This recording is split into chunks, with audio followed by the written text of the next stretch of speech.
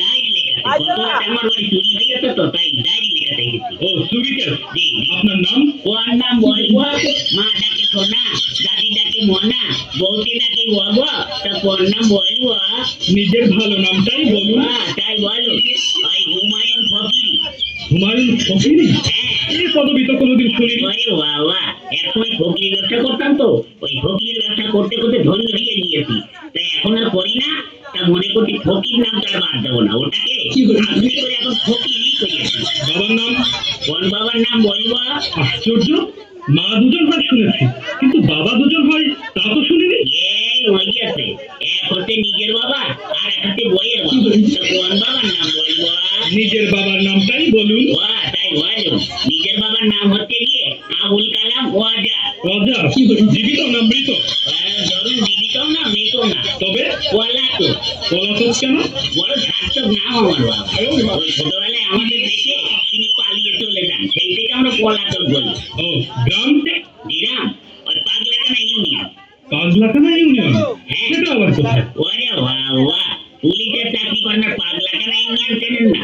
সারা পৃথিবীতে ইউনিয়ন তো মাত্র দুটো, একটা সরকারের ইউরোপিয়ান ইউনিয়ন আর একটা হচ্ছে পাগলাকানা ইউনিয়ন। আপনাদের ওখানে বাস চলে? ওরে বাবা, গ্রামে বাস খুব দিয়াদি হয়, এ ওকে বাস দেয়, ও ওকে বাস দেয়। আপনি কত বাস নেবেন? ও, সে বাস নয়, ইঞ্জিনের গাড়ি। ইঞ্জিনের গাড়ি চলে? তাই বলো? হ্যাঁ, তাও অবশ্য চলে, কিন্তু ওই একটু ভাঙাচুরো তো, একটা চলে ময়ূর আর একটা হচ্ছে টাইটানিক। চুরিটা যখন হয় তখন আপনি জেগেছিলেন না ঘুমাচ্ছিলেন? ওরে বাবা, ঘুমিয়ে কি আর দো আছে দাঁড়ানো বাবু? বইয়ের নাক ডাকানি, ফেরিয়া ফেরিয়া তো ঘ্যান ঘ্যানানি, মশার প্যান প্যানানিতে ঘুমাই তার বাবা সাথী। তখন আপনি জেগেছিলেন? তবে আর বলছি কি, প্রথমে না দাঁড়ানো বাবু দরজাটা খুব করে শব্দ হইল, হওয়ার পরে দেখে একটু লজ ঢুকলো, তখন না আমি একটু ভাবছি দেখি না কি করে। তখন আপনি ধরলেন না কেন? আর ধরবো কি, আমি তো ভাবছি দেখি না কি করে।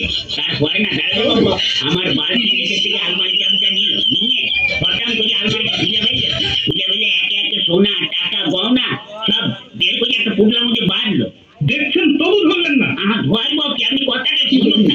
তারপরে না ওই পুটলার মধ্যে বাঁধতে বাঁধতে আমার বইয়ের চোখের দিকে একটু আর চোখে তাকালো, তখন আমার খুব রাগ হচ্ছিল দাঁড়ানো বাবু। তখনও আপনি ভাবছেন? ভাবছি, আমি কথা বলতে দিই।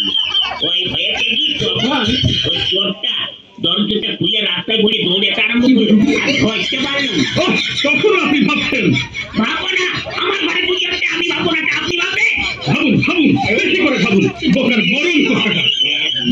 আমার চোরের ধারা কি হবে বাবু? কেন? বাড়িতে গিয়ে বসে বসে ভাবুন, থানা আপনার জন্য কি করে।